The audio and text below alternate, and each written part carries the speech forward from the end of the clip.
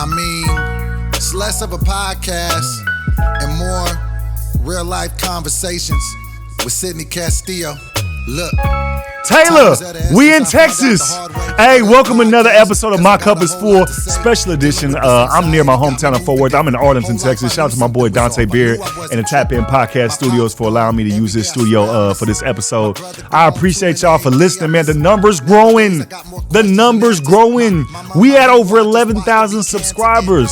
This the episode I might cry. I'm not going to even hold y'all. That's why I brought something to drink and I brought notes because I wanted to feel like a news setup. I wanted to feel like I'm on Channel 5, Local 7 with tears. Brought to you by Sidney Castillo. I appreciate y'all watching, man. Y'all recognizing me in the street talking about, hey, man. Hey, I watch your podcast, man. I was in Atlanta with Tyler. I'm in Atlanta with Tyler. Dude was in a car, rolled his window down, put his dreads out. I was like, hey, I got nervous, right? You know what I mean? But he was like, I watch your podcast every week, bro. I said, for real? He was like, yeah, man, every week I watch that. I can't wait for it to come on. So I appreciate y'all. 11,400 subscribers. People thought I was playing when I said I want to get to 50,000 subscribers by the end of the year. I wasn't playing. I was serious. I don't know how we going to do it. I'm just going to tell y'all, and I'm going to have God swoop in and do his thing. But 50,000 subscribers, because I want to bring this show on the road. Absolutely. I want to come to your town. Let's get to it. Chicago, September 15th. Buy your tickets. The link is right here in the description. Y'all been buying tickets. They told me y'all buying tickets. I appreciate y'all. It holds 200 people. This show is very important to me, Chicago. My birthday is Thursday, September 5th, right? So for my birthday, I really want y'all to buy tickets. I really want to sell out. I really want to take pictures in Chicago. Like, oh, we sold out for my birthday. It's 200 seats. Let's sell it out. I'm working on my special. I'm shooting my 1 hour special September 21st in LA. Tickets just got dropped last week. I put up on my Instagram. They're right here. The link is right here. It's in the description. It's the pinned comment. So buy your tickets, man. I appreciate y'all, man. Show up, man. We're going to have a good time. I got people flying from Fort Worth. Dante coming. He ain't bought his ticket yet, but I feel like he coming. My boy Chris coming. I always tell y'all about him. So now y'all want to meet Chris, come to the show. My mama might come. My mama in here right now. Y'all can't tell because I had to tell her to be quiet because she's still my mom. And she's been in here like, well, baby, you might want to move the napkin. You might want to. Mama, I love you. But right now I'm in EP mode. So that's why I got these notes, man. We're going to have a good time. Now, this is the Dead Daddy Gang episode. I'll say it again. I call it the Dead Daddy Gang, right? Because we're going to talk about dead daddies today. And I like to say it like that because it takes the sting off, right? We're going to start with my dead daddy first. And I do it like this because I don't think it's funny my dad passed, but my form of therapy is to laugh, is to like talk about it in form of like laughter, right? Because I realized that missing my dad, I don't always have to cry. I can laugh and joke about him and miss him. But let me tell y'all a story about my dad before I bring out my guest. Now, it's important that I feel like I tell you about my dad because my dad kind of molded kind of who I am. My dad, I was raised by an old man, right? Like an old man. My dad was born in 1932. Yeah. Relax. I can hear y'all being like, oh shit. I can hear it through the goddamn camera. Relax. That was the one thing that would have me fight when I was a kid. When I was a kid, people would be like, damn, your daddy old. Wow. It was natural, right? I was so sensitive about his age because as a kid, I knew this is the realest thing in the world. I'm looking at people behind the camera because that's what I do when I talk here. The realest thing in the world is being a kid knowing your dad is older than all the other dads. Right. And you like the perspective is like, damn, I probably got less time with my dad than they do with their dads. So you learn that early. Like my dad was old. Like when my dad played catch with me, my dad's experience was different than maybe other people's experiences. Like normal, kids, maybe they go outside, their daddy hoop with them. You know what I mean? Take them to the gym. My daddy, I remember, played catch with me in the backyard. True story, right? He got me a glove. I was so happy. I said, let's go play some catch. He was like, all right, come on. Oh, daddy. Now, if I'm playing catch age, I'm like 9, 10. He's probably 63, right? Or in his 60s. Dante, if you laugh again, we're going to fight on camera. If you laugh again, we fighting on camera. Okay, so I remember playing catch with my dad in the backyard, and literally I was pitching, and he would squat down, he'd catch it, he threw it back. I threw another one, he said, all right now. I threw a third, he was like, all right. Let's go inside. And I was like, well, we're not done. I'm done. You could throw it towards the fence. He always make up tricks where he didn't have to do shit. He was like, tell you what, throw it towards the fence. When it hits the fence, run and grab it. Go back to your position and do it again. What is that teaching me? Stamina. My dad, dog, when it comes to sports, my dad really felt like if you should do all the work, especially because I wasn't athletically gifted like that. So my dad's whole thing was, well, just do extra work and then maybe you could be better, which sounds great, right? But my mentality, like when I worked out in the summertime, we couldn't work out with a coach. It was illegal to work out with your high school coach, right? So my high school coach would train at this gym and he would say, just meet me at the gym here and I'll train you on the low, like weights and all these little moves. I was like, okay, cool. So my dad would drive me. The gym was like maybe in car minutes, 20 minutes, right? 20 minutes to the gym. Then I asked my dad to come get me from the gym. He said, why? I said, because we're done training. He said, so run home. I kid you not. I said, well, it's the summertime in Texas. You know, niggas is dying when they run home, right? He was like, I said, run home. And he hang up the house phone, right? My coach, white man, rest in peace, Coach Church, love him to death, one of my favorite people in the world, right? He took me home. He would take me home, and my dad was so serious, dog. He looked through the blinds, and he saw my coach dropping me off. He said, I opened the door, he said, how'd you get home? I said, Coach Church dropped me off. What did I tell you? You told me to run home. So why did you run home? Because I had a ride. I felt like run home was like last case scenario. I found a ride. He said, next time I tell your ass to run home, you run home. And I was like, all right, bet. So next day he take me to the gym, right? And my coach like, all right, it's time to go. I was like, I can't. He said, what do you mean? I got to run home. He was like, well, I'll take you home. I'm going to get in trouble if you take me home. This white man looked at me like, what is going on in your household? I was like, he's trying to make me go pro, and he just doesn't understand. I don't have what it takes. Okay, there's an end date to this basketball shit. So what my coach did, he's like, I got you. I can hear you clipping your nails, nigga. So what my coach did, what he used to do was he would take me halfway home and then drop me off. And it was a summertime, so I would still be sweating. And so my dad would still be looking, and I had to sweat, and I had to overdo it. You know what I mean? Like, we lived in a cul-de-sac. So when I came around the corner, I would come in like all dramatic, like, like I just ran for like an hour and a half, right? You got to spit up a little bit. Right, he'd be looking at me, judging like, is he playing? Right? How'd you get home? I ran. How long did it take you? I didn't even look. Right? I need to shower. That's kind of how my dad was. But I felt like this. My dad and I, like, because of the age gap, like my dad had, a previous marriage with older kids, right? And so, like, we were his second set of kids. And my dad came in and, like, he was dope. But, like, growing up, my dad's whole mentality was, like, my job ain't to be your friend. That's not my job. My job ain't to be your friend. It's to raise a good man, right? And some people look at that as, like, old school. But, like, that's how my dad literally raised me. Like, literally, like, he didn't care about, like, if I literally liked him. My dad used to cuss a lot. He was in the military. My dad used to cuss all the time. To this day, if people really know me, I don't like to be cussed at, right? I know it's from my father. I know. He cussed so much, dog. He used to cuss so much. I remember telling my mom, I was like 13, right? And she had cornered me one time. She was like, you ever, like, get mad, you sniff? Like, she was like, what's wrong with you? And I was like... She was like, what is it? I was like, he just cuss all the time. What? I said, all he do is cuss. I feel like he just be cussing, dog. She said, You okay? I'm fine. Okay. You hungry? I'm fine. All right. I didn't come out the room that day. The next day, it was like a Saturday. My mama went somewhere. My daddy woke me up at 7 o'clock in the morning because that's what he used to do. My dad would wake me up super early. He'd be like, you got 24 hours in a day. 8 hours to sleep, 8 hours to work, and 8 hours to play. But the day started at 7, 8 a.m. So he woke me up, put me in the kitchen. He was like, I hear you been telling your mama that you don't like the way I talk. That's what he said. I said, well, Daddy, you do me. Let me tell you something, nigga. I've been cussing since I've been 13. You think you gonna change me?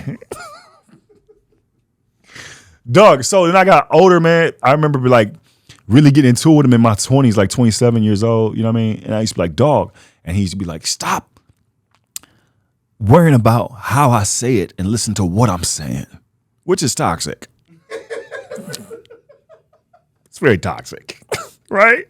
But I understood him. He was like, get your sensitivities out the way and listen to what I'm really saying. I'm too old to change. It is what it is. I was like, damn. And I felt like I started like loving him more and learn because I learned him better as I got older, right? It was like my dad just wanted me to have a plan, right? So when I told him I wanted to go to LA, he was like upset at first because he was like, I didn't really have a plan. I was like, I'm moving to LA to model. And he looked at me like, Jesus Christ. I remember he said, you're floundering. That's the word he used. You're floundering. I was like, what do you mean? You don't know what the hell you want to do. You're 21 years old. I need you to figure it out. I said, I figured it out. I'm finna go model. He just slammed the door. But he just really wanted me to have a plan, right? So he was then became my biggest fan. I got on TV in 2007. I was on Bad Boys of Comedy. And I remember I had a DVD of it. And my dad would be in his office. And sometimes I would peek in there. You know, my dad was old, dog. So he would like, you know, on his cane, whatever. He'd be looking in his computer. He'd put it in. And he would just be watching my set. And one time I said, Dad, what you doing? And he just smiled with this pride. He was like, I'm watching my son. Right. And that shit like meant the world to me. I was like, oh, man. So I remember one time he got like I was in LA and he was finna go in for like a surgery, like a quick surgery, like what do you call it? Outpatient, something like that. Like you go in, quick surgery, and then he gone. Right. And so in the morning, I was like, I'm going to call you in the morning, Dad. He's like, OK, cool. Now, look, mind you, my dad been old, but he ain't never really like felt old, walked around, was like not really, you know, much like that, like an old person. And then he went in for this little outpatient surgery. And then I guess it went bad. So when he went in there, they were supposed to take something out and then it like shut down half his body. Right. So now like he's having to be in rehab. So he has to go to this facility where they rehab older people. And if you fail to rehab, you just live there. Like you just stay there. Right. And so I remember one of the hardest things was my dad kept falling. I think this is the realest conversation I ever had with my dad. And anybody ever take care of their parents or understand as your parents get older, like these kind of conversations happen. Like I remember he failed. My dad kept falling, right? Because they gave him a walker, right? And my dad was just hard-headed, right? So my mom would be pissed, right? They've been married for so long. So when I get sad, she probably get angry because he's not listening. So I come home, your daddy fell again. I told him, he fall again, I'm going to leave his ass up there. I was like, how's he falling? Because he's not using his cane. He's not using his walker. I'm going to go talk to him. You talk to him. Because I already told him. You fall again, Ted. Ted, if they call my phone again and say you fail, you staying there. Because you're not even trying to get better. I have to stop what I'm doing, come see you. And I don't mind it. But then you falling because you're not listening. I told him, you go talk to your father. I remember going there, true story. Fell again. He on the floor when I get there. I said, what are you doing? Like, why don't you just use your walker? And he was like, I've always been able to walk. And now I can't. It's like, so I'm trying. And I was like, damn. Like at that moment, like I forgave him for like falling. Because like I understood, like it became a real thing. Like, damn, he's adjusting to this new reality. You know what I mean? So he stayed there for like some months. He started using his walker. Finally moved up to a cane. And he got back home. Right now, I admit my dad's looking older. Right, even though he's always been old, he's like now I got a cane. Now walking slow. Now his wrist, you know what I mean, his slower movements. You know what I mean? He don't golf no more. You know, things like that. But I remember I was how old was I? 31, and I came home to see him, right? And he was like, you know, he was laying. I remember he was laying down, right? And he was like, "Yo, I got something to tell you." I was like, "What's up?" He said, "The doctor said I got cancer." I was like, "Okay, word." He was like, "Yeah," and at the time I had already booked a ticket back to LA because I had to do some business there. I said, okay, I got to go home, but I'm coming right back on Monday. He's like, yeah, go ahead. He said, I got to go to the doctor. Oh, he said he wanted to tell me something. That's what he said. I want to tell you something. I said, what are you going to tell me? He said, well, let me go to the doctor. I'm going to get some information from this doctor, and I'll just tell you afterwards. I was like, you're being dramatic. Just tell me what it is, right? He's like, I'll tell you. I was like, all right, cool. He said, I'll tell you later. Sorry, boom. So hug him out. Boom. Got that information. All right, cool. Go to LA. I think that was on like a Tuesday because I got a call on a Thursday that he had like a heart attack in his sleep and he wasn't gonna make it to the weekend. Boom. So I'm like, damn. Now, I'll be honest with you. When you have an old dad, you self-prepare for the worst probably a bit more often than the average person would, if that makes sense.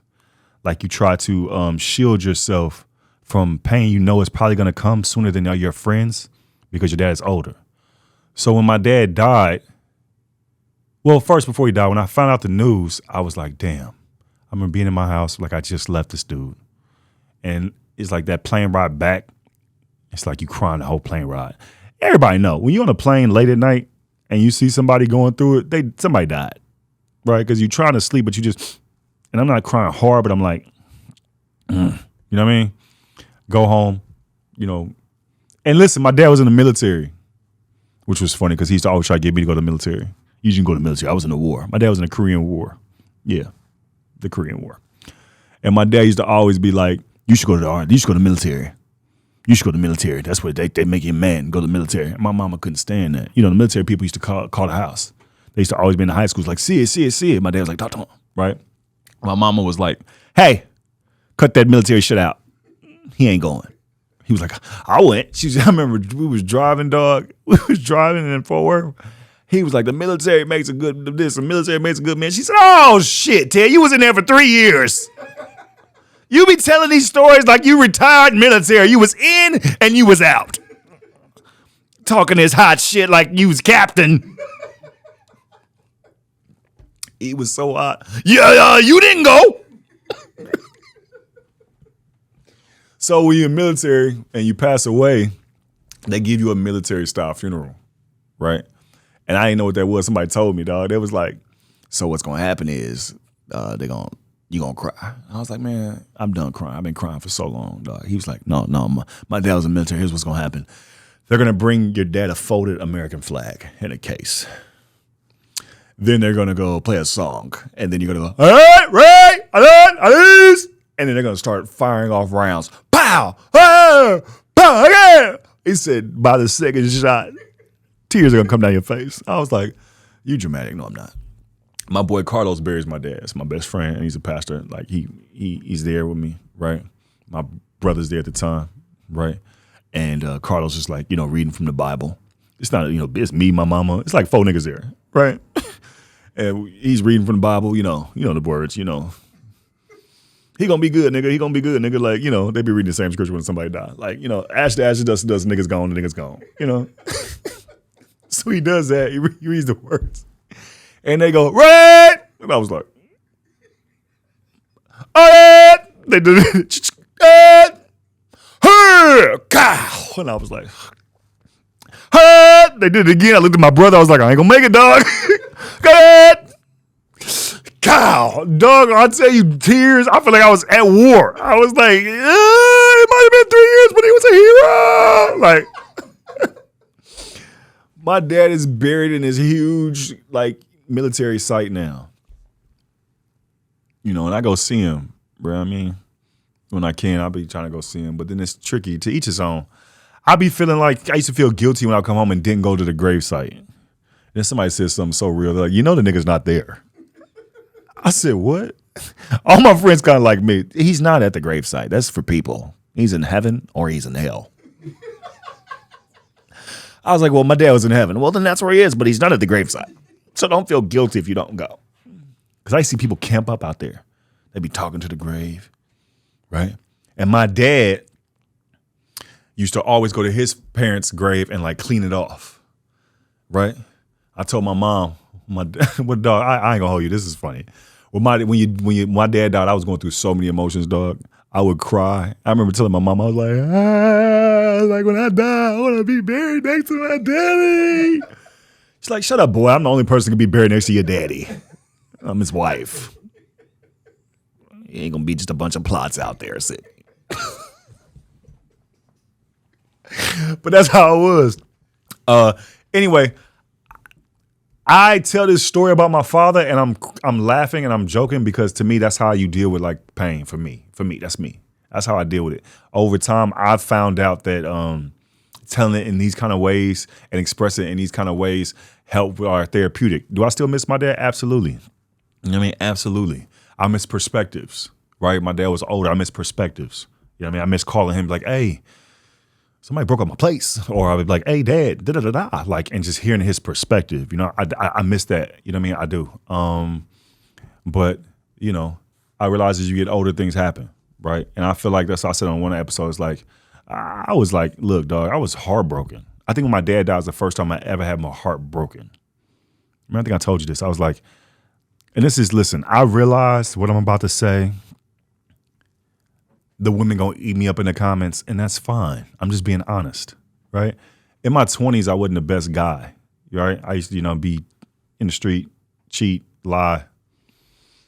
And when my dad died, I remember telling my boy Brandon, I think I told Chris. I remember telling Brandon for sure, Brandon Lewis, I was like, hey man, my heart ain't never been broken like this. I've had girls like cry over me before, and I always been like, they being dramatic. But I was like, if I've ever hurt a person like this, I'd never want to do that again. That's when I know it sounds crazy, but my dad dying took me out the streets. Like I turned over a new leaf. I was like, very humble, very like, ma'am, how you doing, mom? Before I was like, yeah, okay, whatever. Yeah, what you want, right? My daddy died. My heart got broke, dog. I opened so many car doors. I might mess around and get a real TV show with my first guest. Hey, listen, this is really important to me. This is big for me, dog. Like, we're done with this now. I talk about you a lot on this podcast, right? And my friends even be like, do you have other friends? People in the comments be like, well, I want to meet him. Right. So I want to give you the proper introduction, dog. And look, dog, we talked before about like the direction Kyle wants us to go, but I wanted to feel natural, bro, because you my best friend. So just be natural. Don't be nervous, right? I am going to try to make you cry later. All right. This dude, man, is one of my best friends in the world, man. His name is Chris Randall. He from Fort Worth, Texas. Chris from O.D. White High School, man. Has been one of my best friends for about 22 years now. Has helped me through every journey in my life. Has like not first friend, but like one of the friends I had that would like pray for me consistently.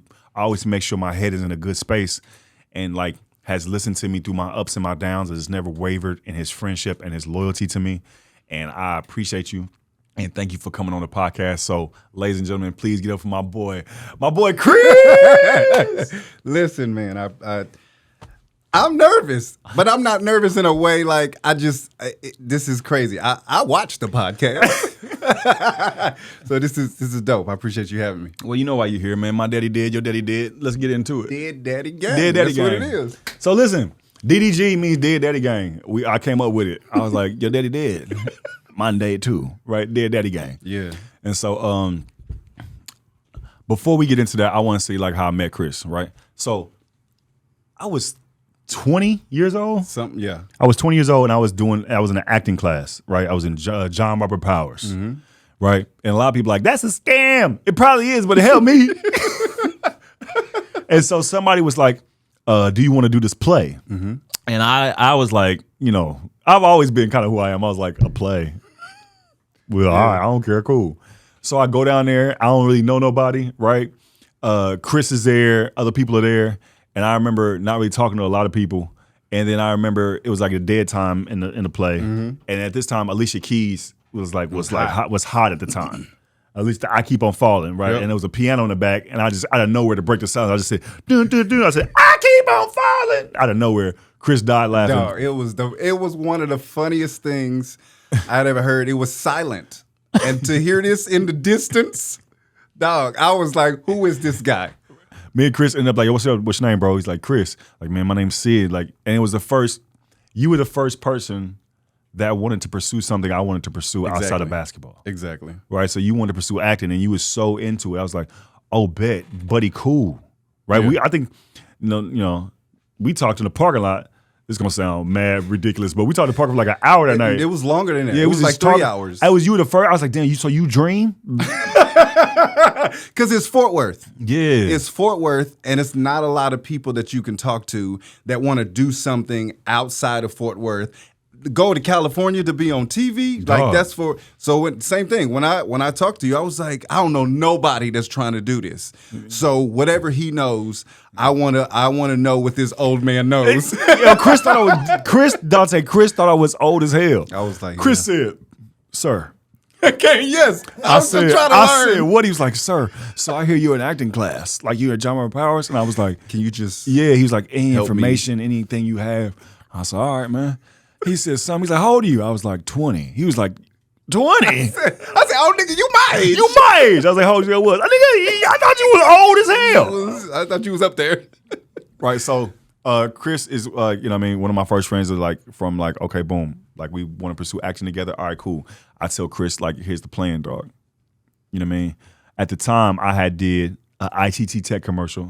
I did a foot action print ad. Yeah. It was in every mall in America. So when people say, did you really model? Absolutely. It was in every mall in America. Yeah, with that wig on. Well, I mean, it was a Jerry curl. wig implies like a Tyler Perryism, and I need to know it was a Jerry curl. It was amazing. Because then I knew, I was like, I know somebody trying to do this with me, and now look at where he is. It was and like, listen, wow. at the time, that moment was like, it's a poster and foot action and stuff, but it's like the dream could really be attainable. Yeah. Like, oh my goodness, even the ITT Tech commercial. I was an extra in an ITT Tech commercial, and I smiled, right, and then the camera followed me, right, and so then they showed me on the commercial. So back home, everybody forwards, they didn't even think acting. They was like, oh, City go to IT Tech. That's what he shifted. Yeah, that nigga, I guess he long, you know what I mean? Pivot. I guess he did a hard pivot. I know he was trying to play basketball. So then when I went to LA, I remember telling Chris, this is the plan. We finna go to LA together. We finna move in together, be roommates. We finna take over LA. Chris was like, all right, bet. I just want to finish school first. And I was like, oh, cool, that's what's up. Fuck school, Chris. Chris like, nah, man. I could just get my associates and then I could leave. I was like, Chris, I remember saying, you don't need an associates to be an actor. I remember hating school so much, like, Chris, I found a way. I found a way we could go live our dreams and we don't have to have a degree, right? Yeah. And Chris like, nah, I just really want to finish. Okay, bet. So I go first. I go first. Chris come and visit, right? And one thing about me, dog, I'm very protective. Like, I'm a very protective person by nature, dog. And I remember Brittany Perry Russell, a good friend of yours. Right. Brittany Perry Russell is a dancer. She's an actress, very successful. Yeah. She was one of the first people before I moved to California where Chris told me I have a friend in California doing her thing. And she was like, she's a dancer. And at the time I was like, she a dancer? Like, what that mean? He's like, nah, Sid, she a dancer. She was dancing on every video that was out. She was the lead dancer. Like, a Millie. She was the dancer in that video. Was it Mario or Chris Brown? Dancing at the BT Awards. She's the dancer. No. She's all, listen, he's telling me all these accolades. I was like, oh, that's what's up. I don't know her. That's Chris' friend. Right. My loyalty work and my protectiveness work. He came to see me. We lived in North Hollywood at the time. It wasn't the best area, but it was cool. It wasn't like hood, but it was, whatever. Yeah. And you said, I'm finna go hang out with Brittany. Yeah. And I'll hit you back, whatever, right? And I don't know what it is, dog. Now, normal friends would be like, he's out with another young lady. As long as he's out, it's cool. My mind didn't work like that. I called you after like 5 hours and you didn't pick up the phone. I was like, where Chris at? Oh, yeah. What you doing? What's happening? Ain't nothing back. I called him again, like maybe like, it had been a long time where I was like, I don't know if I had her number or something, but I was like, hey, where my friend at? Yeah. I think it was like a text like, I'll have him back in the I was like, all right. But in my mind, I was like, I don't know nobody out here but this nigga. I don't know her. Yeah. And she got you out. And what if something happened to you? Yeah. Which is psychotic of me, I get it. So then Chris is like, I get my first writing job, 2008, right?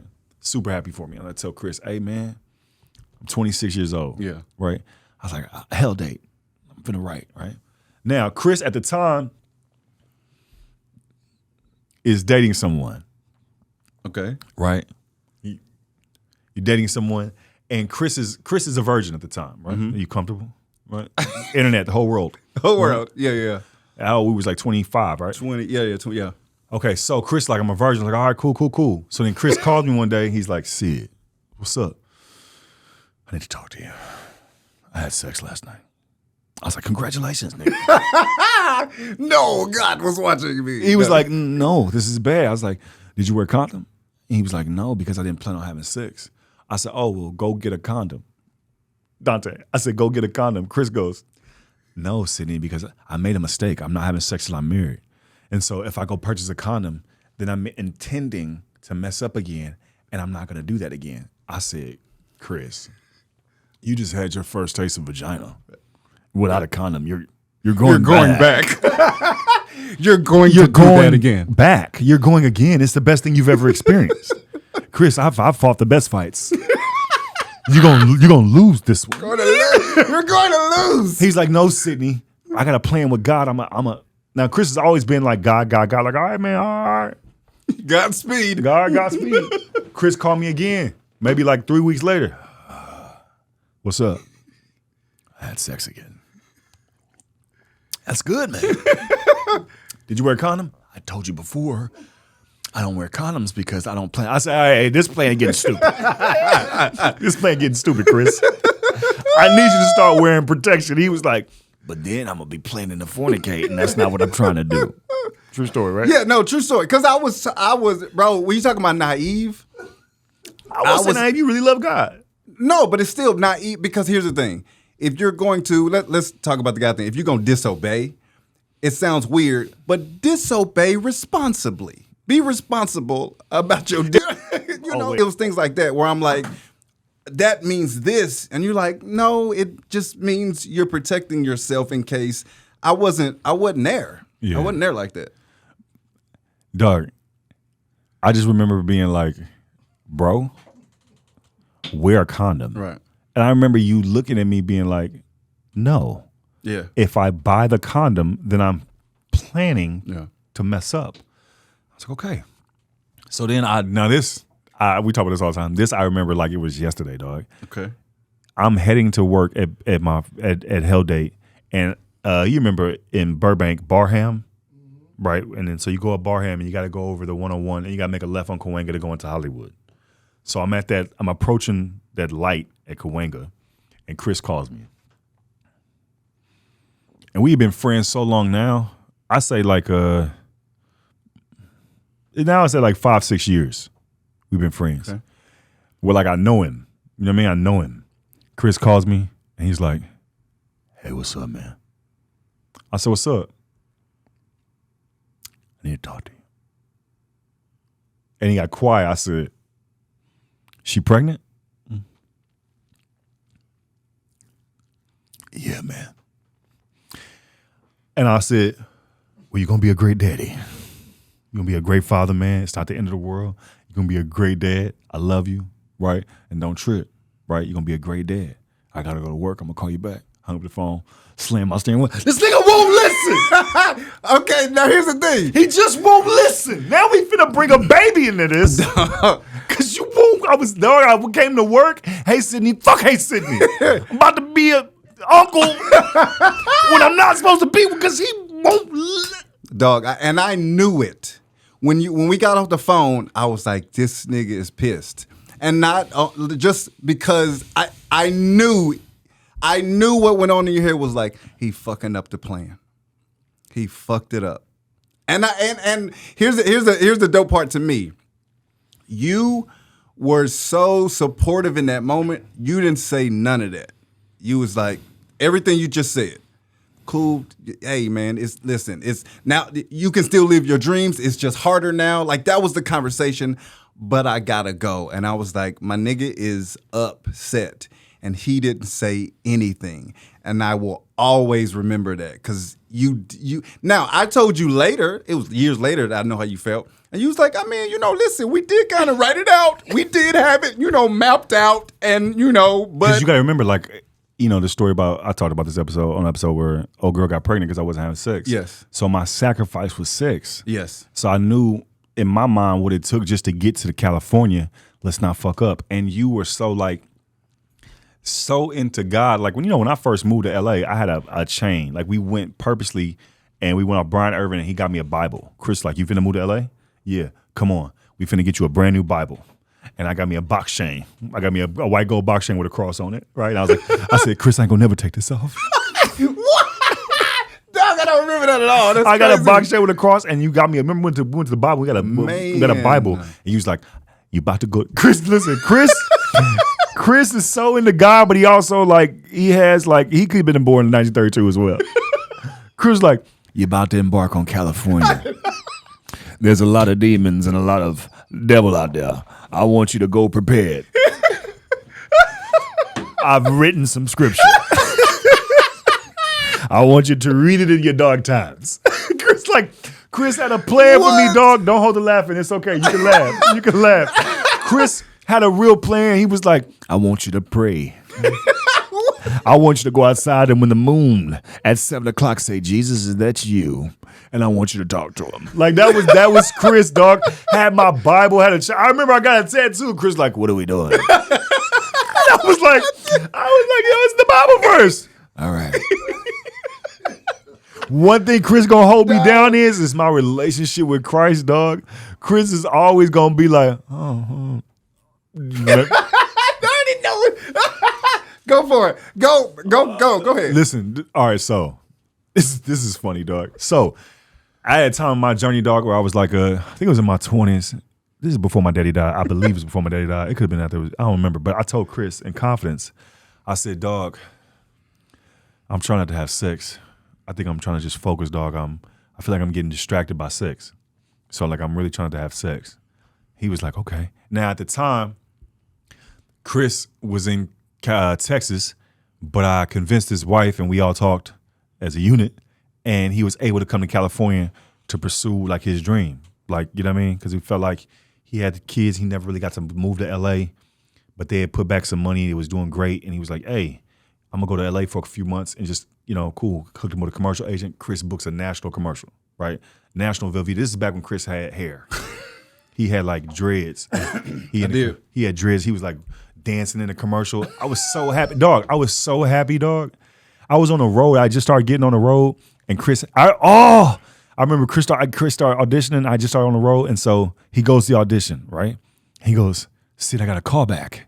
I said, that's good, man. You finna go in again, wear the same shit, do the same thing you did. Okay. He calls me back. I'm on the road.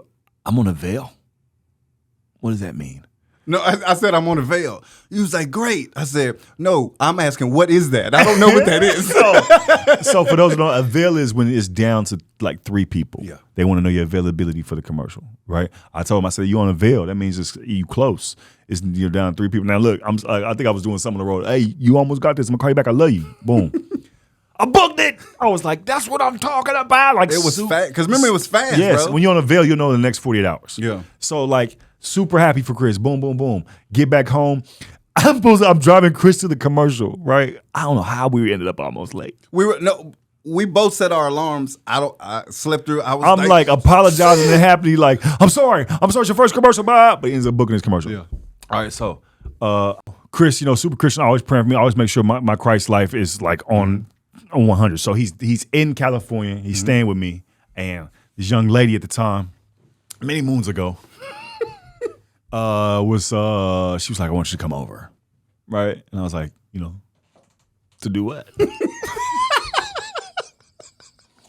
And she was like, 1 + 1 is 2, nigga. So I told Chris, hey man, he in the living room. I said, I'm finna go to mama's house real quick.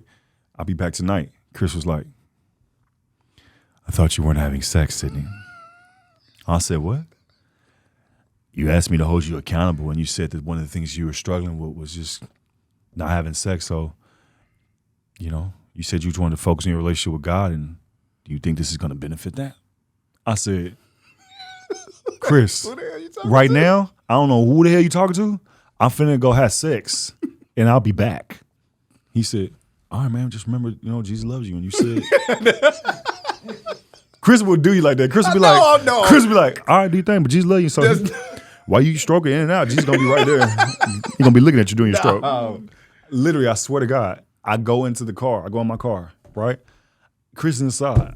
I start the car, right? I cut that bitch off. Now I'm like, I'm gonna go to hell. I go back in the house, and he's like, what are you doing? I was like, I'm not going, Chris. I'm not going. Chris like, I don't know why you're yelling at me. I'm just holding you accountable as your friend. I don't know what you want me to do. Would you like to pray? No, I want to pray. Hilarious. Went back in the room, clubbed my door, and snuck out the back alley. Had a room, I snuck out. Waiting at 6, came back in. Chris was sitting on my bed like, I know where you at. I know where you at. Hey, man. When my dad died, Chris was there for me, dog. Like, I remember being like, Chris, you knew me, like, when I was 20, so a lot of times I'm complaining about my dad. Chris be like, do you love the nigga? And I'll be like, yes, Chris, I'm venting to you. He's like, okay, all right. I was like, Chris, okay. Then my dad died. Chris was like, this is how Chris is with death. Chris was like, I'm here for you. Like, we could pray, we could talk. But Chris is going to let you lead. Like, he's going to let you talk, and then he'll, like, but he's not going to, like, do unnecessary talking, which I like. Chris is going to be like, your dad died? Well, sit down, man. When your dad died, that's only God's way. Chris is going to look at you like, how do you feel? Like, shit, I understand that. You want to go eat? It's up to you. And so Chris was there for me, boom, boom. So now I want to open up to talk about your dad, right? Mm-hmm. So I remember being in California, right? I was in California, and you called me and was like, my dad is missing. Or you said my dad hasn't come home. I called you. You didn't pick up. So I was like, all right, let me just give him the information. I know what he's doing. He's working. This is the situation real quick.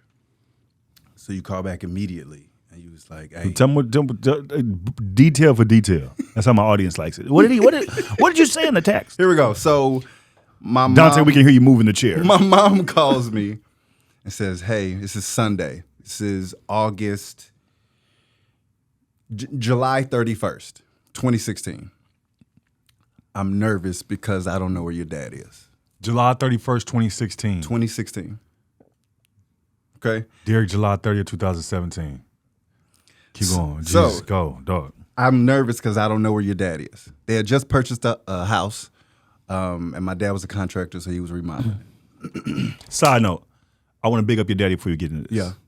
Chris's daddy is like a spitting image of Chris, right? Chris always has ideas. Chris be like, I got this idea for a book. Chris will go do the book. I got this idea that Chris will go do it. He always. I just got to California. I'm doing 2 shows on BET in 2007. High Ghetto Mess and Socially Offensive Behavior. Mm-hmm. Right now, this is around the time me and Dante would try to get in the club and we couldn't get in the club. And then like my show hasn't hit yet, and Dante was like, "That's cool because my partner right here got 2 shows coming out, and y'all gonna let us in this club." But your dad, I remember your dad called me and he was like, "You remember this?" Your dad said, "Can I talk to Sydney?" Right? Like, no, Daddy, no. He said, Sydney, you working with BET? Yeah. I got this idea for a phone. Mm-hmm. And you know who would be good to be the face of it? I was like, who? Michael Jordan. Do you know anybody that has a relationship with Michael Jordan? Mm-hmm. And then I said, I'll check. But can you put Chris back on the phone real quick? Yeah. And you said, hello. I said, Chris, your dad just asked me that I know Michael Jordan. I know, dog. You said you want to talk to you. My dad thinks it's all California. Everybody know each other. Know somebody that knows somebody. I just need to get it. So my mom calls. I'm nervous. I don't know where your dad is. He was supposed to call me, let me know how things went. Fixing up the house Saturday night, which he did often. Stayed there throughout the night to get it ready. They trying to move my grandmama in. She's getting up in age. She's got things going on. They want her at the house with them. He usually calls me around midday Sunday, tell me how everything went, and then we would start getting ready for church because they go to church at that time kind of late, 11:30, 12, stuff like that. He didn't call me. So me and my family, my wife, 2 boys, we on our way to Dallas. We turned the car around. I dropped them off, I think, with my mom. I go to the house just to see if I see anything. No broken glass, no window. Now you say you went to where? The house? The house where he was supposed to be, where he was last night. And this is the house he was working on. He was working on. They had just purchased it. It was like a fixer-upper. So he was like working on the house. I'm just trying to give it so they understand. I got okay, you. go ahead. They had just saw each other the night before. Go ahead. They went and grabbed some groceries to put it in the refrigerator. He dropped my mom off, with my grandmom. He goes to the, house to fix it throughout the night. So boom, get to the house. There's nothing wrong, nothing whatever. So I go, okay, where could he be around here? Because at this particular time, there's a lot of hope. So you're like, what's close, what's around? Anything could happen as far as maybe the tire, fixed a flat tire. Maybe he's working on, maybe it ran out of gas. Maybe whatever the case is, what's around here? Go to Walmart. I hope he just got arrested. Exactly. Yeah. Anything like that. Yeah. I go to the Walmart, try to look in the parking lot to see maybe he's fixing on the car in the parking lot. Maybe he's whatever.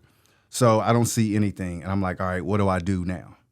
Is there a police officer? I see the cop. I go over. I said, listen, sir, my dad's is missing. And I just want to know, what's the protocol? Like, what do you have any kind of advice on what to do next? How long has he been gone? Since yesterday. The thing is, when people are missing, it hasn't been that long. Sometimes if people are gone, they just want to be gone. Now, I assume because you're a police officer, there's a lot of experience you have with people just leaving and showing up. And that gives you more hope. That gives me more hope. At the time, in my mind, I was like, no, you're not listening. You telling me about what people would do.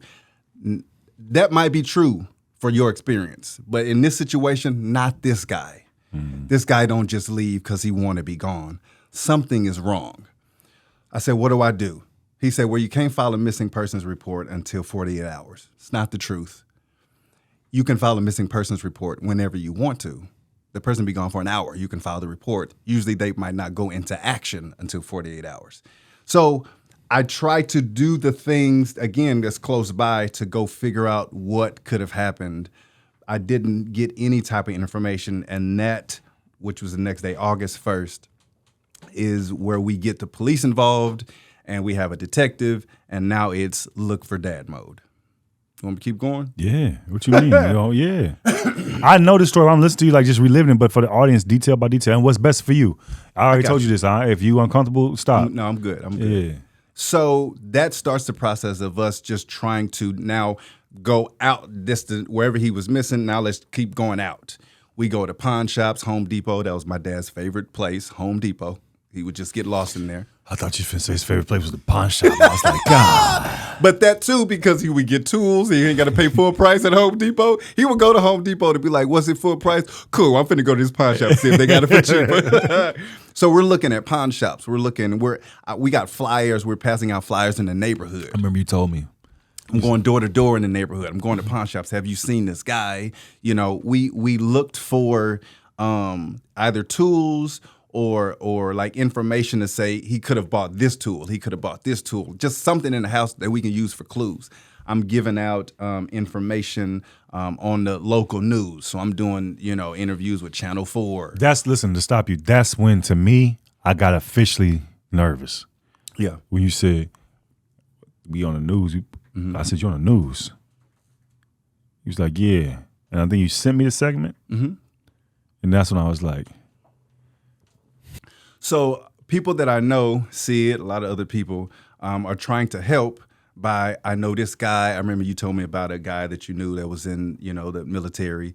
He could help with, whatever. Let's get him the information because he can go find somebody. So I had people helping me try to figure out what they could do. We got information of organizations in Houston, missing persons, all this stuff the detective is getting little clues, but nothing really to substantiate anything or to say, yada, yada. He would give information like, okay, this person told us that maybe he was, getting work or giving work to somebody. We went and talked to them. They didn't find anything. This person has a connection with this family over here in this state. We're just trying to do everything we can. I remember doing the spot on channel, whatever, 4 or 5, and they were like, listen, the reason people call in with information is because they care about the story. So we need to make the story something that people will care about. So they told me that because the questions could be redundant or they could be like super, whatever TV, like how much did your dad mean to you, stuff like that. But it's because we want the people watching to be like, man, either that could be me or I saw him at this place. So, so that's what I'm doing. But it's very surreal because I'm like, this is my daddy. A week before this happened, we were together that Sunday before to watch a movie. My dad was a big Star Trek, fan. Mm-hmm. He watched it back in the 60s or whatever. So they had redid the movie.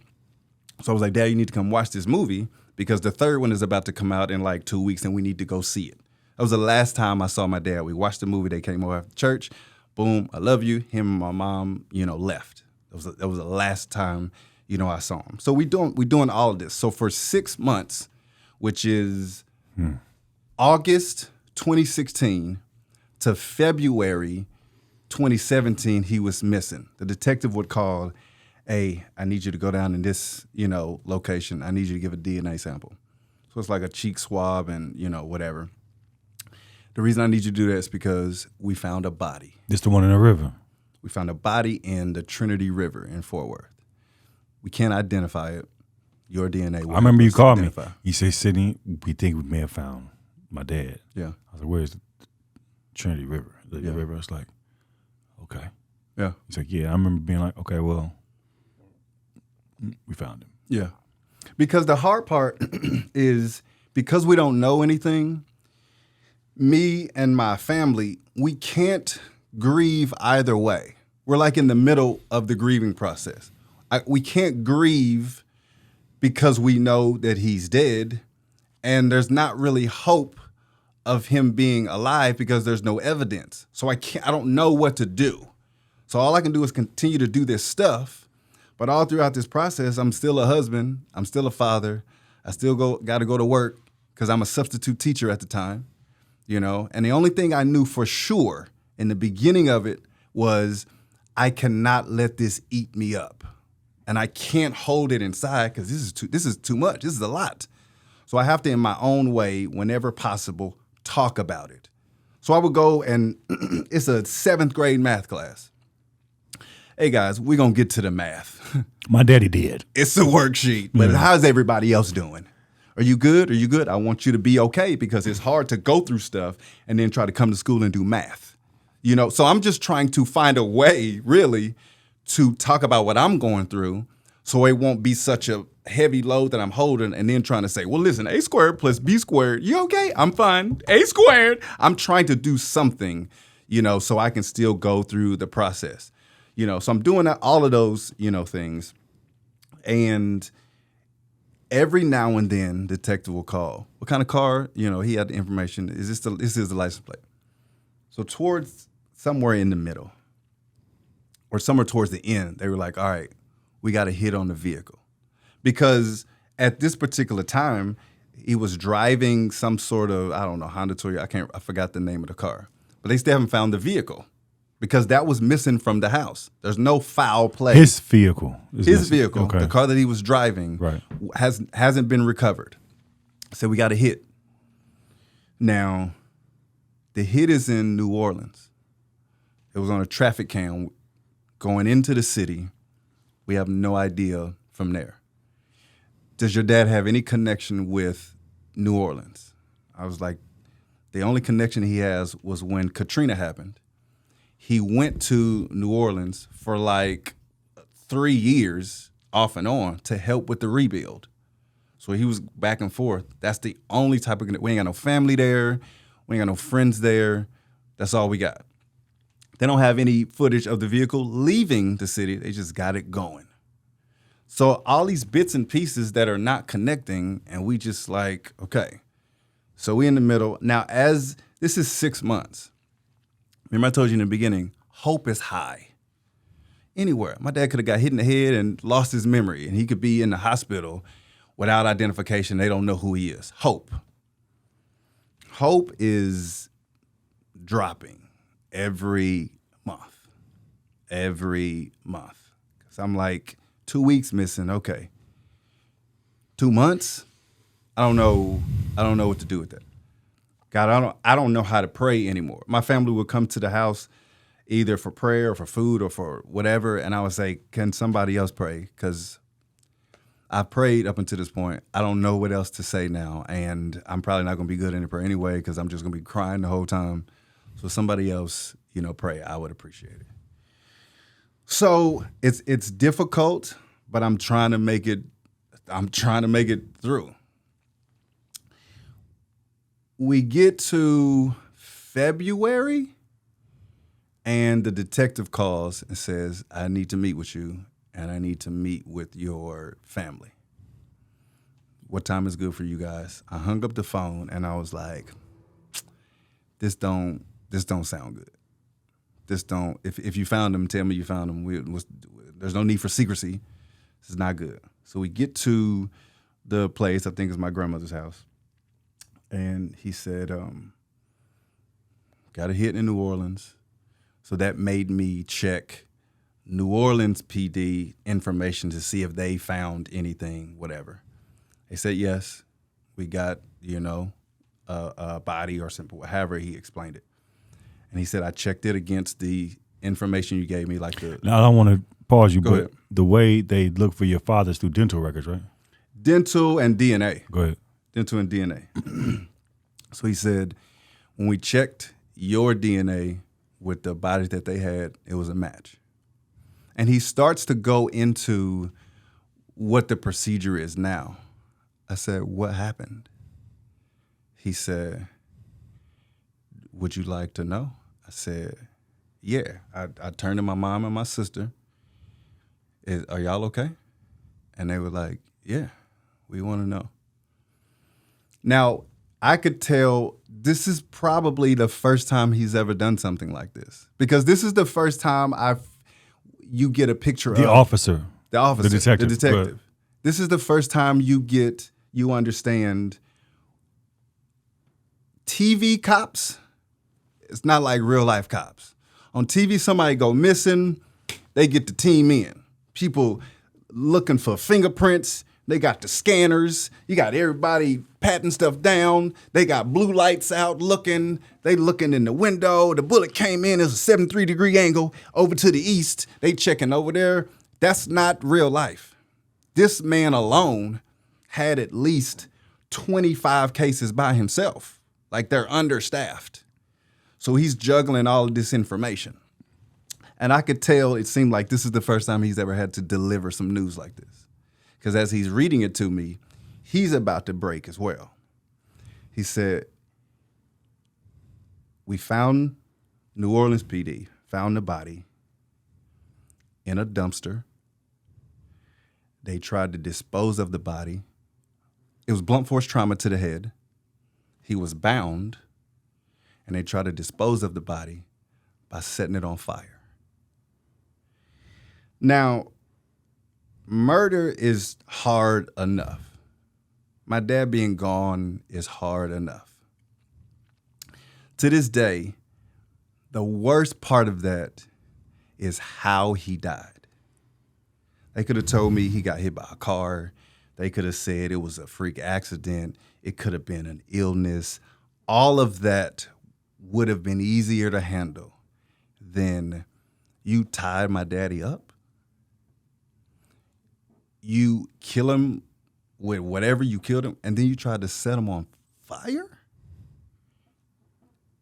This is Mike Randall, the minister, the husband, the dad, the one that the family calls when they need, somebody who is, good with solving problems, when they, need somebody to speak at the church, the guy that I go to for all my questions. This ain't a mob boss.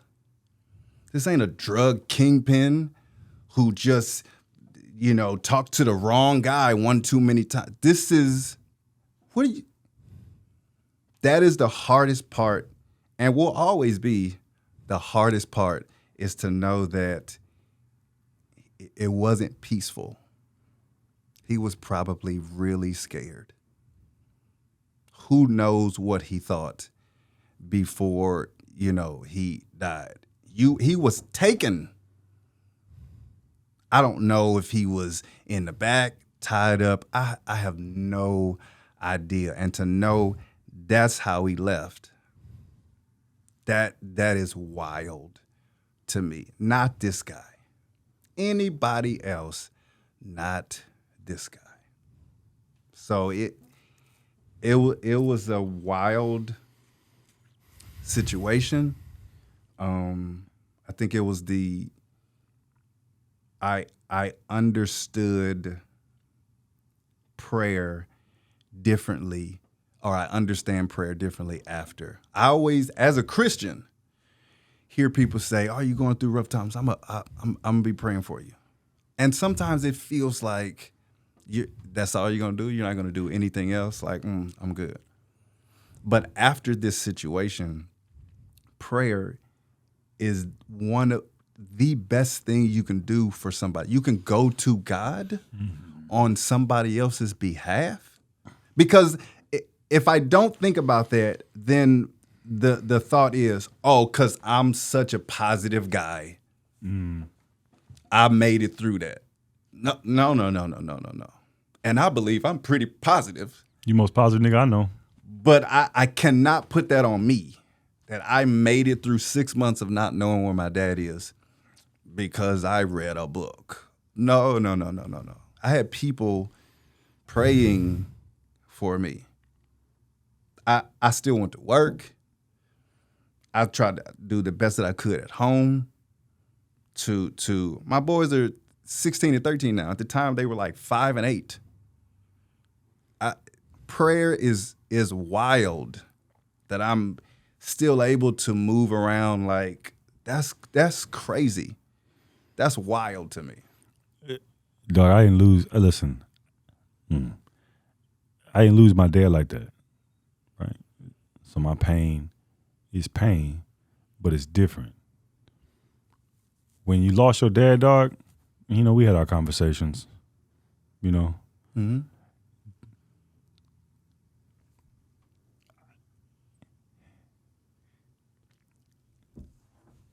How I say this?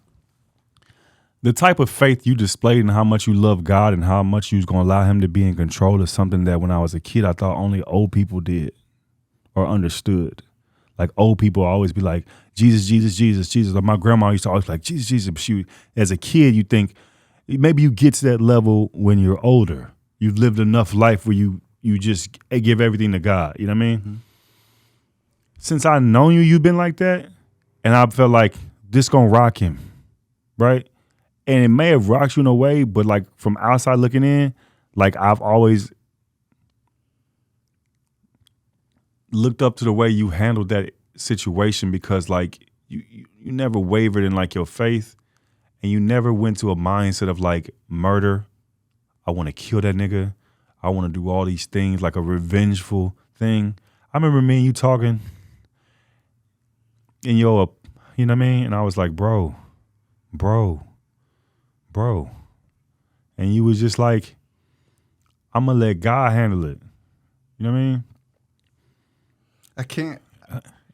And dog, I love God. I know you love God, but it was just in my mind, it's like, like your dad didn't deserve it. I was like, my friend don't deserve this. Like my friend don't. Sid said, "Hey, Chris, you good? Chris, you good? You good?" Chris is sitting there like, huh? And I was huh? like, I was like, you good, man? I said, I'm good, Sid. Finna be on the case. Just your mom was funny real quick. His mom said, now I know how Chris feel. That's funny. But go ahead. No, because here's the thing about perspective. It's my daddy. This is her husband. My mom left her house with her mom, got married, and then moved in with him. She don't know nothing else but him. My daddy taught her all kinds of things. So, yes, it's my dad. It's huge. I've never been with anybody 35 years. I don't know what that's like to your whole development as a person, pretty much, is with a person who is now no longer here. And you have possible whereabouts of the person who was responsible for him not being here. I don't know what that's like. I know my experience and my perspective. I don't know what that's like. So her talking to whoever about how she feels, I'll be like, however you feel, I get it. Whatever you thinking, I get it. That's a long, bro. Dog, I don't think I've, to this day, I've heard you get sad, right? Mm-hmm. And we have our ways. Like we probably communicate in a way that is foreign to everybody else.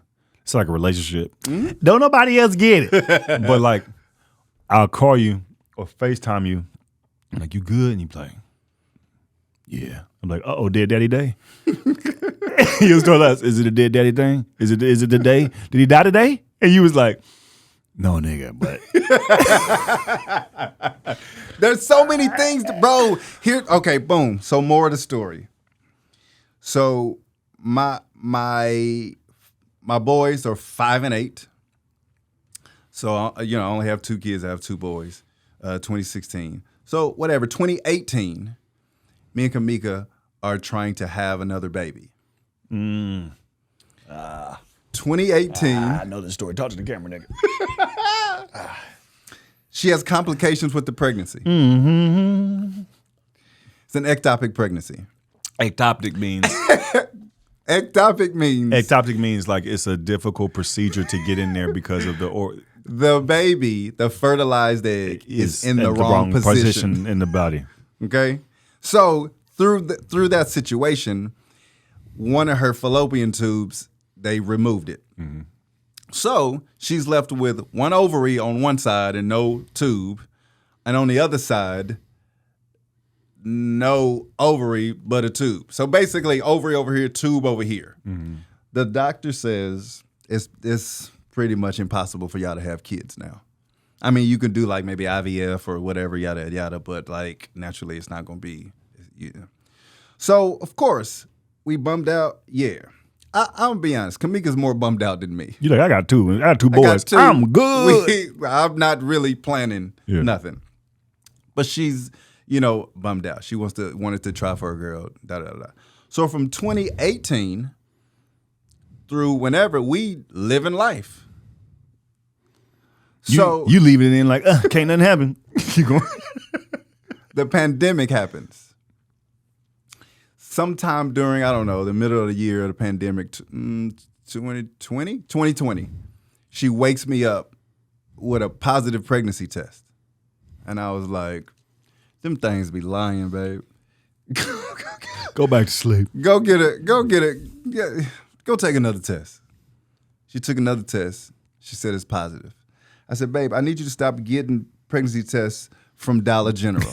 They don't work. They're not accurate. Go to a real store. Go to Walgreens. Go to CVS. Something substantial. Okay, we need a real test. The test shouldn't cost $275. Come on, now. I need you to spend more than $5 for this test. Takes another test. It's positive. I said, babe, call the doctor. Go get a test from the doctor, from the professionals. Whatever it say, then we'll figure out what to do. We go in. She takes the test. It's positive. I said, okay. Talk to the doctor. So we talked to the doctor, and the doctor says, yes, boom, everything's good. Okay, yep, pregnant. We were like, where's the baby at? She said, is it in the right position? Yeah, it's all good. Right position. Okay, cool. I said, great. Now that is, taken care of, how? Go. Because something about the name Jesus. 2 years before the ectopic pregnancy, we got this in. Pregnant? No, you're not pregnant. Oh, yeah, you're pregnant. No, you're not pregnant. It was too early. Oh, yeah, you're pregnant. No, you're pregnant. So we've been through this before. She said, what do you mean how? I said, you told us we couldn't have kids naturally no more. Did I say that? Yes. She Did said, I say that? Well, here's the thing. Doctors got all kinds of patients. This was 2 years ago. She picked up the file and go, I did say that. Yep, we did remove you.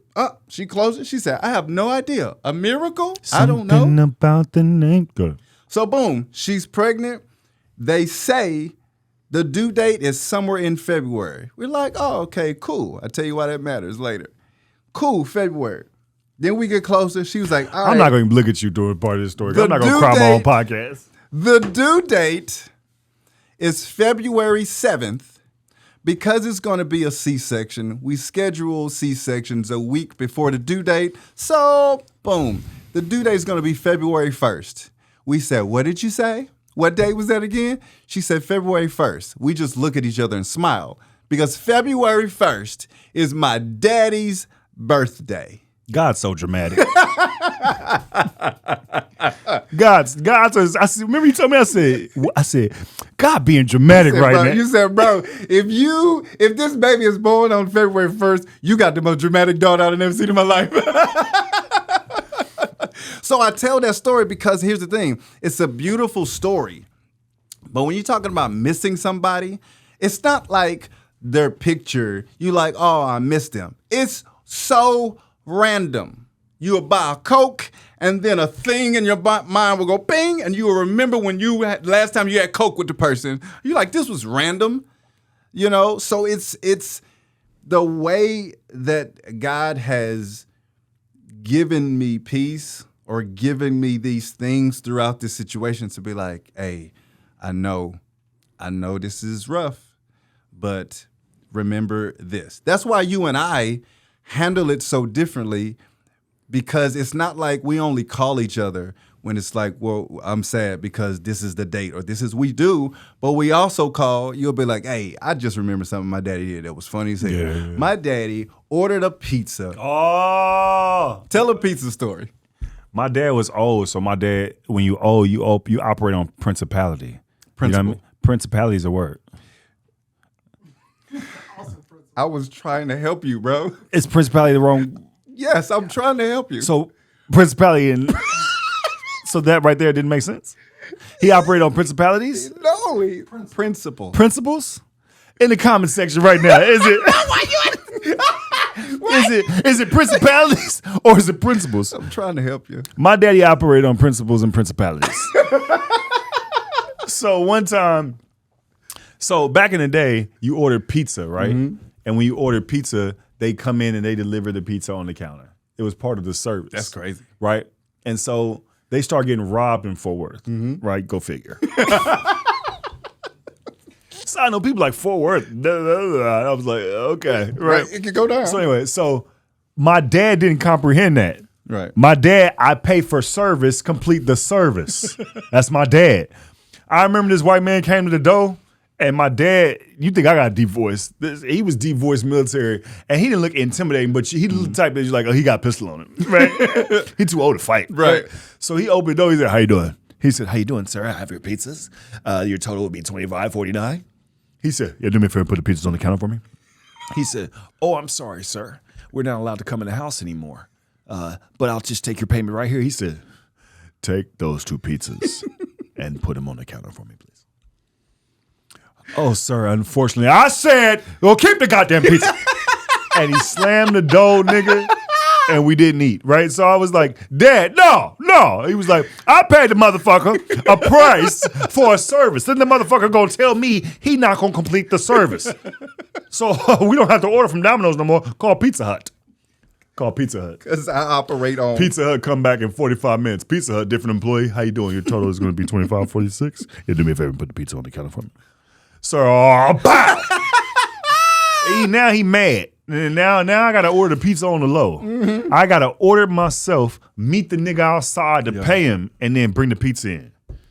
So he don't. So we can eat. We can eat. Sorry, go ahead.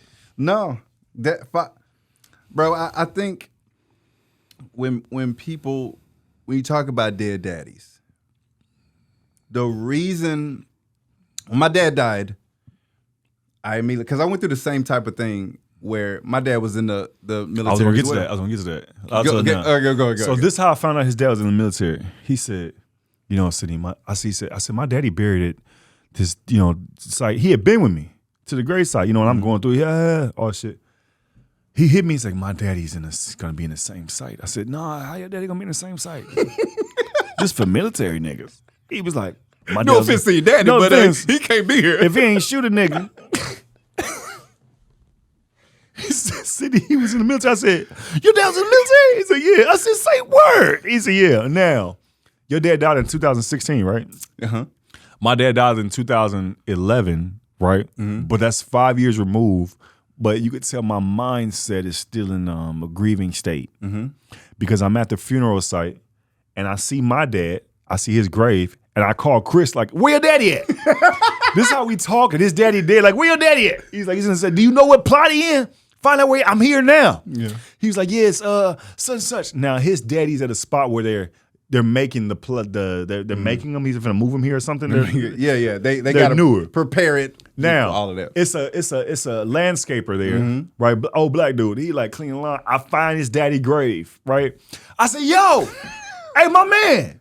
Dude turns around. This my headspace. I think this is normal. I say, my man, yeah, my daddy dead. He over there. My best friend, his daddy just died. His daddy gonna be right here. Had no idea. My best friend, our dad's gonna be like 200 yards apart, dog. Dude said, take care of yourself, young man. I'm sorry about your father. And I was like, I told Chris like, oh shit. I'm that dude. I'm in that thing losing my mind. Losing my mind, dog. Cause I'm like, yo, I'm such in a state of like, it makes sense. Like, yo, your daddy gonna be here. We could go together. Yeah. It's so wild. When my dad died, I immediately felt uncovered. I know my audience. Mm-hmm. And they're gonna be like, oh, what he said. He said he felt uncovered. Because when your dad, at least for me, is alive, I can call him. I can call him whenever. I have a question. You said it earlier. I got a question about it's a perspective. The industry. I got a question about. My dad was one of those. He was so wise. I was like, how do you know? Like, what do you? So when he died, I immediately felt like bare. Like, oh shit. It's just me now.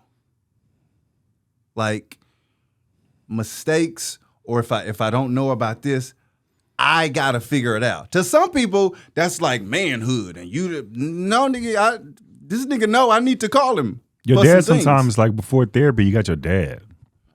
Yeah. I got a perspective on a woman. I got a perspective. My dad sit me down. He tell me, like, okay, it makes sense. And then you move a certain way. Mm-hmm. And like you say, you out here naked. You like, yeah.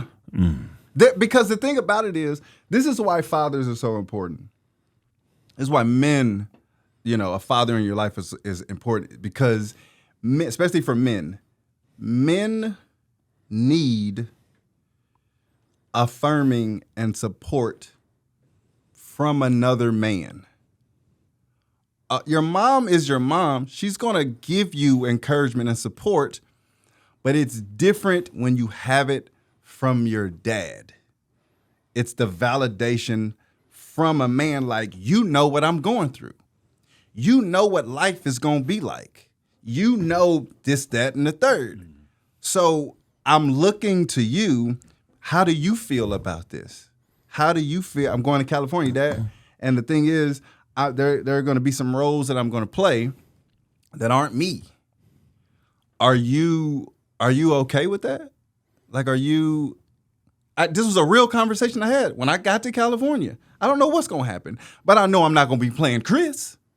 So how do you feel about XYZ? He said, listen, I know you're going there to do a job. I know it's not you. There's certain things I feel, about whatever, but I understand. Hang up that phone call, and it's like my dad's okay with what I'm doing. Mm. So when he's not there, I guess I just got to figure this out. I guess, okay. Like it's a weird, this is why I am the way I am, I think now because of my dad. My people are so important to me. I don't play about trying to be a good influence and make a positive impact. It's good and bad about you. It's good, dog. Like, all that is good. But then when you date somebody, they'll get to know Chris because I talk about you. And then when they like going through it or whatever, maybe we're not going to make it, they calling Chris. They like, he's a sound mind. And Chris called me, hey, such and such called me. Why? Did you talk to her? Chris would be like, I have a big heart. And I care about solutions. Okay. So. Nah. You bring me in. This is my best friend, Chris. So now I got to immediately be like, hey, how you doing? It's great to meet you. I've heard great things about you. I'm like, block him. It's over. Block him. Hey, we finna wrap this up. I want to say this. I really want to say I appreciate you. On the podcast, I always like mention your name, shout you out. I want you to come on the podcast. I want you to talk about, I want to talk about how our relationship was and how we have a common denominator of death with a dad. But I also, I tell you this all the time in private, but I say it so people can hear it. I always admired how you took that blow in your life and like it didn't like derail you. Yeah, it hurt. And I hear like, it caused you pain, but I never seen you like waver in your faith. You know what I mean? God and Jesus, I never seen you waver in that. I never really seen you so angry about it. I feel like I was jealous of how you got your peace quicker. I was like, damn, maybe he's closer to God. I always tell you, dog, if we die at the same time, you gonna get ahead of me. I already know. I'm like, go ahead, Chris, I'm back here. But put in a word for me. Right.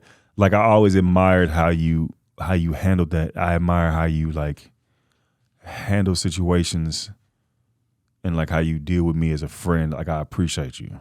You know what I mean? I feel like sometimes I'll be like, hey man, I feel like I'm unloading on you. How you doing? Am I missing it? You know what I mean? Like I don't ever want to not be as good a friend to you as you are to me. You know what I mean? And like I respect you. You know what I mean? I love you, dog. You know what I mean? And like I appreciate you like being on here. And I even told you like, hey nigga, I want to talk about the dead daddy stuff, but like, are you comfortable? And Chris like, yeah, man. No.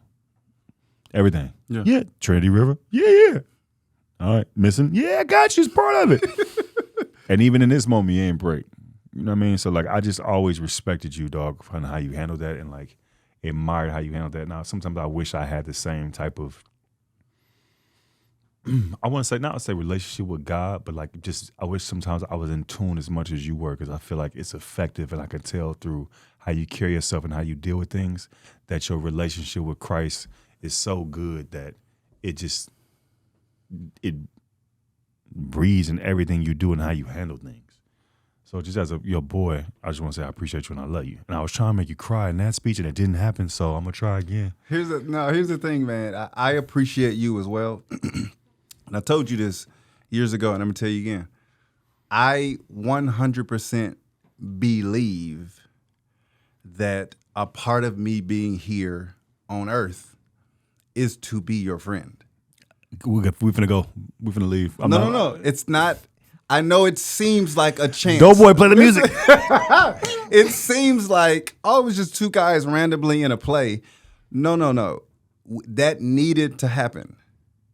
We need to be friends. Like, it's part of my responsibility to make sure that you are good. When you say my cup is full, if I do nothing to try to help you to pour some of that cup out, if it's anything negative, anything stressful, anything whatever, if I don't do anything to allow you or to help you pour some of that out, then I'm not doing what I am supposed to be doing. Because I always see this podcast as my cup is full is such a metaphor for a lot of things for me, but we're all working so that our cup is full, but full of the right things. So I am always trying to make sure, God, I know it's full. What can I do to, if it's full of shit, if it's full of distractions, if it's full of pain, if it's full of worry, what can I do to help let some of that out? Because it's going to be full, but it needs to be full of love or light or peace or whatever I can do. You remember when you told a story May 17th? Remember that episode of the podcast, your brother? You tell the story about you found out in the hotel room, and I was there. This was 2017, right? When you found out about your brother, this was 3 months after I found out about my dad. So when you come out and you say, God, I'm not angry, I'm just heartbroken. In that moment, I was like, God, help me, because I have nothing for him. I'm trying. I want to be there, but this is what I'm dealing with. And the words that you said, I was like, that's the moment I was like, well, God, however he's thinking about this, I want to think like that. Mm-hmm. He's coming to you. It would make people angry that this is happening. And he's saying he's not angry. He's heartbroken. And please help me to help him. Because I felt like I wasn't doing a good job. You was there. You was there. So the friendship is so important for both of us because at different points, we give each other the thing that we need. We go to New York to work together, and then we have a break and walk down the sidewalk in New York telling stories about our dads crying. Oh, yeah, damn. Just walking, just going to the bodega, we walking. Crying. And talking about, yeah, and then he everybody, hey, yo, what's wrong with these Texas niggas, yo? They ain't crying by backwoods. Let me get a grape. My dad used it. Dog. Because that's the thing that's needed. So I don't take it lightly with anybody, but especially you, man. Yeah, I'm your favorite friend. If you got other ones, just keep that between you and me. Hey, listen, you've been watching My Cup is Full. I want you to follow Chris. Chris has his own business where he counsels people, and tell him what you do because I don't want to mess it up. I'm going to put the banner up and everything. Go ahead. It's a banner. I am a qualified mental health professional. All I want to do is help people get to their next point, help people be okay. I'm a certified life coach, and I help, people make sense of what they're going through, process information. I help with cognitive flexibility, mental flexibility. I do all of that, and it would be my pleasure. If you're looking for something, if you need somebody to talk to, help you process all of the things that are going on, in life. If I can do that for you, then I will be greatly honored. RandallCoaching.com. You can follow me on Instagram @reallydopename. That is what it is, man. I just love doing it. That was so amazing. I'll be honest with you. I'll do a quick commercial for Chris. If it testimonial.